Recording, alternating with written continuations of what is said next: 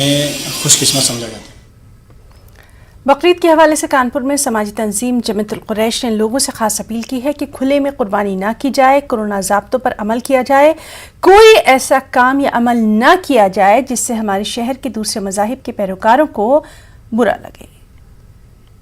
प्रशासन की जो गाइडलाइन है वो ये है कि आप खुले में ना कराएं,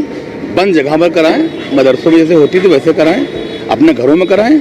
खुली जगह में करने से परहेज करें और खुले में खाल फेंकने से, गंदगी फेंकने से बचें। यही गाइडलाइन है और यही तरीका कुर्बानी का हमारा है भी, जिसको जिस तरह हम करते आ रहे हैं वैसे आगे भी करेंगे। एक चीज़ और कि आपकी अनवर दूसरे शहरों से, दूसरे जिलों से गाड़ियों पे आते हैं, उनको रोक कर परेशान किया जाता है, पुलिस द्वारा उत्पीड़न किया जाता है और उनसे वसूली भी की जाती है। तो जिला प्रशासन इस पर पूरी निगाह रखे, जहाँ से शिकायत इस तरह की आए उस पर तत्काल कार्रवाई करे, ताकि दूसरे जिलों से और दूसरे प्रदेशों से जो माल आता है, बकरे आते हैं, भैंस आती हैं, पड़वे आते हैं, वो सुचारू रूप से आते रहें और उसकी सुरक्षा बनी रहे। और शहर में जो बाजारें जहाँ लगती हैं वहाँ पर